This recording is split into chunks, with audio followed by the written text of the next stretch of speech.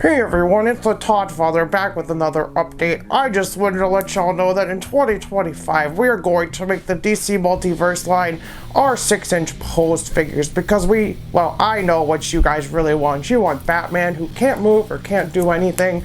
So for 2025 we are bringing every single figure to you as a posed figure. So we don't do action figures anymore. We don't do statues, we just do posed figures. So that's what we're gonna do from here on out. And they all cost $250 because that's just how we had to get Warner Brothers to sell you the Joker. On the real, how's it going y'all? Rowdy Riles back with another video. So we talked about the best, mostly the best of 2024. We talked about the worst toys of 2024. And there was one figure that was on the #1 that I did not think I'd be picking up that year, and I so regretted it. And y'all know what I'm talking about if you watch this channel. It is McFarlane Toys, Dick Grayson Batman. So that means that McFarlane Toys is our worst toy company of the year. And it's not just because of that one figure, it's for so many reasons. It's for the fact that there's been no improvements in the line. You can argue with me that there's been improvements. The way I see it is we still have bad scaling. So Dick Grayson Batman is taller than Bruce Wayne Batman and almost as tall as Superman. Makes no sense. Really wide upper torsos with really narrow lower torsos and weak ankles, loose joints, arms that don't stay in bodies, joints and pieces that just fall off of these figures. My points are still valid. Like, it's not broken, but like just coming out of the box, his arm came off. So, and on top of that, he's been slowly raising the price because he added wired capes. Ooh, big deal, you added wired capes, Todd. What next? You're gonna add a wired diaper because they all still have the diaper on there. You're gonna make that posable? It doesn't really help, because if you polish a turd, it's still a turd. And that is McFarlane Toys as a whole. We got a year full of posed figures. Those are called statues. If a figure can't move and it doesn't have any articulation and it's painted and it just stands there, it's not called a posed figure. There is no play value with that. You can throw it at a wall, and that's probably the most fun you'll have with that. So next year we're bringing you all the greatest license that you want. We're bringing you Marvel Legends posed figures. We stole the license from Hasbro. I straight up went to the office and took the paper and said, haha, mine now. We're making Marvel toys. And now they're statues. I mean, posed figures. So we're bringing you all that great stuff in 2025. So just stay tuned for when we take every single license that you love and ruin them. But that's called a statue, Todd. I don't know why people have to teach you this. You're older than most of us. You've been around for a long time, so you should know what a statue is and what a toy is. Statue is not a toy. So don't call it a posed figure. Don't say you're selling toys. Don't call it McFarlane Toys. You should call yourself McFarlane Statues, because the quality of the plastic is crap, the paint quality is crap. So not only are these statues, these are bad statues. And they're for some of the worst license that nobody asked me for. Who wanted a Red 1 posed figure? Nobody. Who wanted a 40-year-old virgin posed figure? Nobody. Who wanted Chevy Chase from National Lampoon's Christmas Vacation posed figure? Nobody. I mean, I sure didn't. If you wanted that, let me know in the comments. I guarantee you there's maybe like one person who's gonna be like, but I bought all those. And I'll be like, I'm so sorry. I feel bad for you.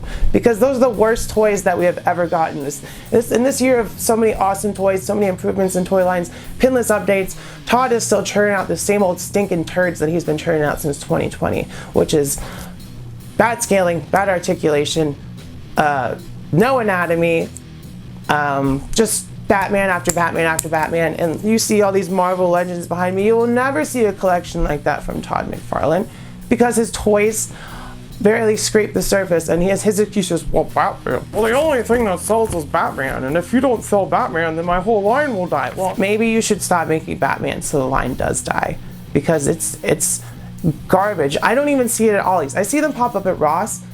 And I'm not saying that Ollie's is just selling crap, because, they have the Marvel Legends and stuff, and they get figures that you want. But even if I saw some McFarlane at Ollie's, I wouldn't get it, because I just sold 95% of my McFarlane stuff, because I do not see any improvements whatsoever. And I'm hoping that sooner rather than later, he loses the line rather than continuing to make DC figures. Because at this point, if you sell all your McFarlane stuff and you get like one Moth-X Hush Batman, one Moth-X Superman, and like essentially the whole Hush line, and you'll be doing way better in scaling and articulation and value than you ever would on a single $20, $25 McFarlane figure.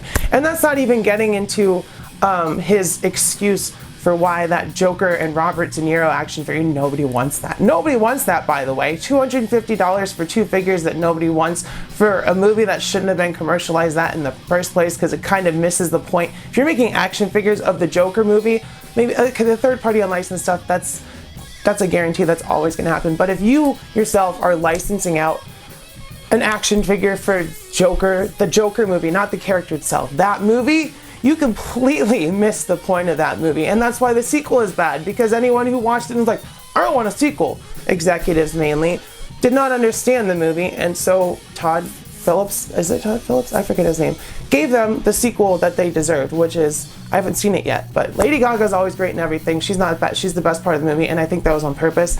She's, you know, she's Lady Gaga, she's perfect. But, you know, everything else apparently is just a big stinking turd. I'm gonna watch it and I'll let you know. I will do a review on the channel.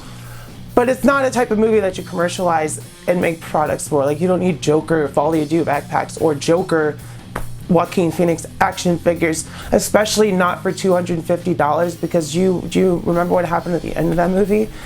You're kind of like Robert De Niro in this situation, Todd. That's who you are. You're not the Joker in this situation. You're Robert De Niro, and they're both bad people in the movie. They're both awful characters, not someone you'd want to be. But you're epitomizing the commercialization of some bullcrap, and that's what that show was, and that's what it represented in that movie. So you completely missed the point. Hey everyone, it's Mr. McFarlane himself, and I just wanted to let you know that I gave a little boy a female figure for Christmas, and you know what? He turned into a serial killer. He immediately killed everyone in the room. I don't know what happened, but that's why I don't make female figures, and you'll never see another Wonder Woman ever again. I wouldn't expect any more from Todd McFarlane. Like, why would someone who's written comic books and drawn comic books understand a comic book character? Like, I don't know. Who knows? But yeah, there's so many reasons that McFarlane Toys is the worst toy company of the year. People will have their releases that they enjoy. I know people like that Bane and Nightfall, or Bane and Batman Nightfall 2-pack, but once again, that Bane is oversized. He's too big. Like, the scaling is bad.